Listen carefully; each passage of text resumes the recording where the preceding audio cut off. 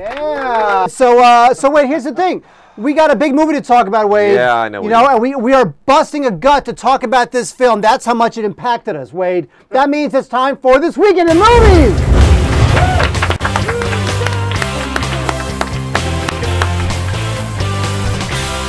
This Weekend in Movie. That's not it at all.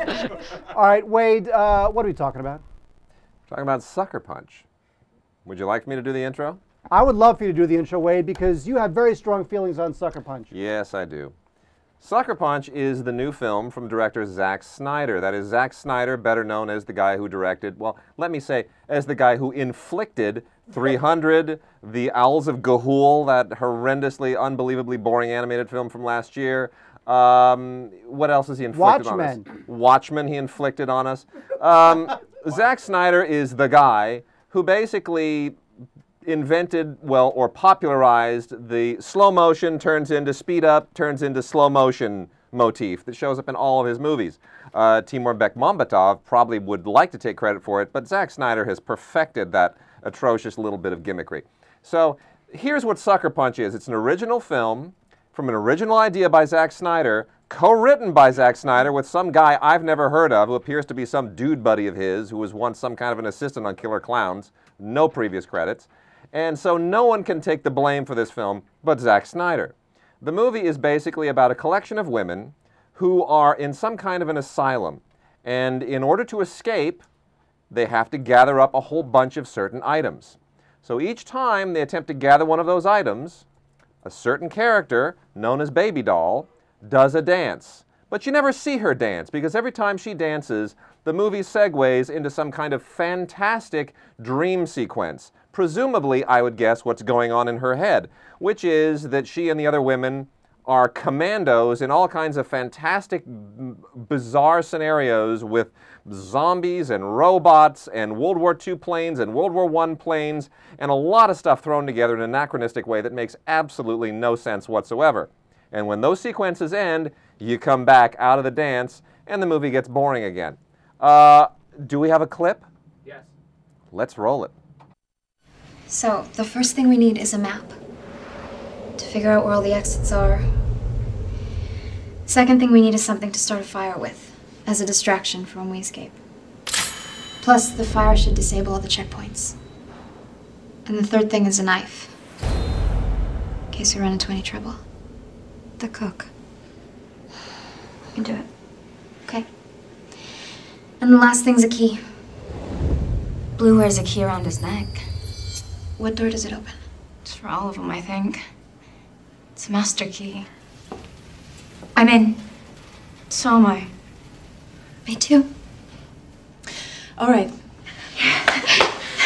But I'm only doing this because you guys get caught without me, okay? And if it gets too hairy, if I say it's over, we stop. Okay. Okay. So some of the actresses you recognize there, Emily Browning, whom I've seen very, very sparsely and who's not very good, plays Baby Doll. There's also Jenna Malone, who I've never liked at all. Vanessa Hudgens, who comes from the Disney factory, don't like her at all. Abby Cornish, love her, incredibly talented, bright star, the fabulous, fabulous Jane Campion movie. I don't know why she's doing junk like this. I have some things to say about this movie, but Mark, I'm going to turn over to you first. Are you really? I'm going to let it, you know, kind of bubble up like a Japanese nuclear reactor. Oh, too soon, Wade. Yeah, no, not too soon. Yeah, it's true. Here's what I have to say about Sucker Punch. Sucker Punch is essentially a masturbatory fantasy for 13 to 25-year-olds who do nothing but play video games and dream of Sailor Moon breaking into their bedroom and having sex with them. Why are you looking at Corey? Huh? But nothing. You can be a little older than that. Is that right? Maybe well into your 30s. Corey? No comment. The problem with this movie is that it is, and there's a lot of them, it is loud and muddled and internally makes no sense, and it just bludgeons you to death with all of this noise and visual cacophony that he thinks is the coolest thing ever, but actually is just completely just deadening you to the world. I mean, the movie is just, it is relentless drudgery watching this film. And the thing is, it doesn't even make a lot of sense. It wants to be some sort of Inception Light, where the whole idea is that Emily Browning is thrown into an insane asylum thanks to her evil stepfather. Oh, you're making the plot sound she's far more interesting than it is. And in 5 days, she's going to be lobotomized. So what she does is she enters a fantasy world where she's not living in an insane asylum. She's actually living in some sort of a showgirls brothel-y, post-apocalyptic steampunk brothel thing. It's like a 1940s era post-apocalyptic showgirls brothel situation. Yes. That's a perfect way of putting it. That's what it is. Yeah, no, really. So I think that makes a lot of sense. So the one level is she's actually in this insane asylum and she's going to be lobotomized in 5 days. So then she enters this fantasy world where it's actually, these girls are actually part of this post-apocalyptic steampunk brothel thing. And then in this layer, that's where they concoct the plan to escape. And that's when she closes her eyes and goes to the third layer, which is where you have all the video game stuff. You know what the problem with this movie is? And Scott Glenn. Scott Glenn is like their sugar daddy in all the action sequences. He flies the copter and he flies the planes and he tells them, hey, go put on some cute outfits and blow up zombies and robots and junk. Well, that's ultimately the problem with the film, which is that it thinks it's this female empowerment treaties where they have lines of dialogue where they say you have the power to affect your own destiny. But actually, it's a bunch of girls wearing very little clothing, grabbing their swords right here, by the way, may I say, right? You get a lot of these shots, which is like from belly button to thigh, where they grab the swords, but at the same time, it's supposed to be this female empowerment story. It's a bunch of crap. It's the worst kind of big budget exploitation film where you can tell that they're having it both ways, and I can just see all those scumbags at the studio and all the slobs from the agencies who are approving of this, saying, oh, this is great, we get it both ways. We get to objectify women and drag all of our slob male audience in. At the same time, we can say that we've done some kind of a feminist statement. So we can objectify women and we can say we're serving women all at the same time. It's brilliant. The 15-year-olds will eat it up. You know what? Those 15-year-olds, this camera right here, just go to hell. You are despicable. You are ruining movies. 15-year-old boys, you are horrible. Honestly, 15-year-old video game playing boys, you know what? Just stop. Put your PlayStation controller away for a second. And just before you go and clean up your laundry that you've been waiting for your mom to do for you all afternoon, you know what? You know what? Real men don't just eat quiche. Real men like ballet, even if Natalie Portman's not in it. Real men like opera, even if it's not in a Martin Scorsese movie. You know why women like gay men? Because gay men have all the qualities that they wish you had. You pathetic losers. Okay? Yeah, I am. And just here, get this camera. I want this camera right now. Just Zack Snyder, you loser, you idiot. Zack Snyder, you are 45 years old and you're making movies for 15-year-olds. When Stanley Kubrick was your age, he had made 2001. When Steven Spielberg was your age, he was prepping Schindler's List. When David Lean was your age, he had made Brief Encounter. Get a life. Stop inflicting your stupid movies on me. I hate my job because of you, you ass. Yeah! Great movie, everyone! Unbelievable. Did you like the movie, though? I used to enjoy going to movies, and now this is it's just awful. I don't want to follow that up. I feel like we're done with this review. Thank you. So, Wade, is this a buy, rent, or a burn? If there is hellfire hot enough to melt the core of the earth, I would burn it in that. So that's a rent? It's about as bad of a burn as I could possibly come up with. I actually have to say that today I actually emailed Mike and Corey and I said, can we have like a special card that reads The End of Civilization? Unbelievable. Because I feel like this movie is The End of Civilization. So you're giving it a burn as well? I'm giving it The End of Civilization. All right, well, we'll give it a burn. That's the wrong look. Oh! There we go. Look at that. Can't hit that movie hard enough. I concur. That is true. No. Give it a card. That's the best burn I've ever seen. Unbelievable.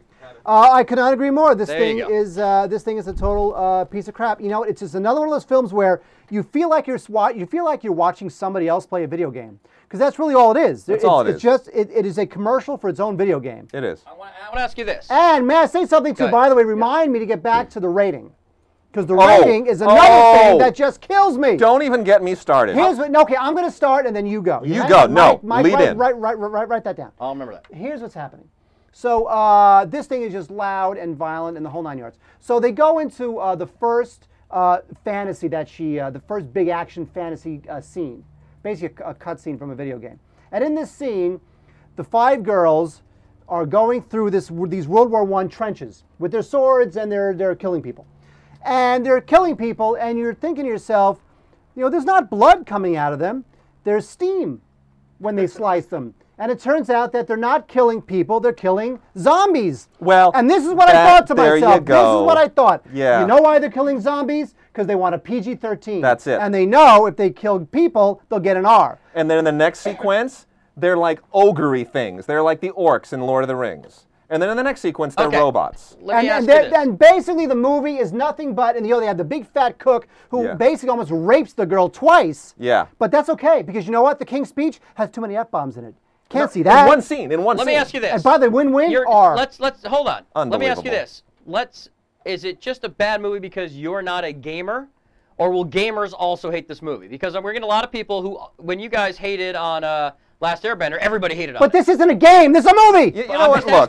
Look. When I hated you guys are hating it because you're not 15-year-old boy gamers. There was a summer a few summers ago where I wrote 3 reviews for Box Office that incurred the wrath of fanboys. Look, when I was 12 and 13, I liked movies like Close Encounters, and I liked Raiders of the Lost Ark. But you know what? Those are still good movies today by adult standards because they have stories. These movies they're reprehensibly bad by filmic standards. Acting is bad, writing is bad, directing, it takes place in a computer. You know, it's a bad movie by any standard. If a gamer likes it, he'll like it because it's like a game, but that doesn't make it a good movie. Thank you. That's what I'm asking. Yeah. Well, we're done. I gotta say, we really ripped the crap out of that movie. The rating is reprehensible. Oh yeah, it's just reprehensible. The rating. Honestly, if it's a zombie or a robot, heck, carry on. Rape a robot. Have a robot rape you graphically. Why not? It's PG-13. It's not a human. It's a robot. It's a zombie. Now they actually cut. We'll make a movie. Raped by a zombie. Now they actually PG-13. Why not? They You got my money. Weight is en fuego. Unbelievable. They cut a bunch of stuff out of this movie. Joan Graves, account for yourself. All right, we get it. All right. No, you know what? It really is true. Wow. It really is true. You know, there is no reason why this film is rated PG-13, whereas Win-Win and King's Speech have to fight for their lives, right? And still not get a PG-13. No. They get an R. But they're independent films. That's right. See, they don't actually pay the MPAA for the ratings that they want. The MPAA is owned by the 6 major studios, and so basically they get what they want. They get what they want. It's unbelievable. So Sucker Punch is a big, cacophonous, loud, dull, boring, confusing piece of crap that a bunch of 15-year-olds will like. But you know what? I don't really care what they like. 15-year-olds may not even like it though. That's my question. I don't care. You know what? The world is doomed. By the time I'm old, 15-year-olds will have taken over the world and ruined it because this current generation they're awful. They're stepping on your lawn. Yeah, they're awful. Damn 15-year-olds. My lawn. Honestly, Get out of my yard. I just look back and I think as much as I hated my generation at 15, we were geniuses compared to these losers today. It's pathetic.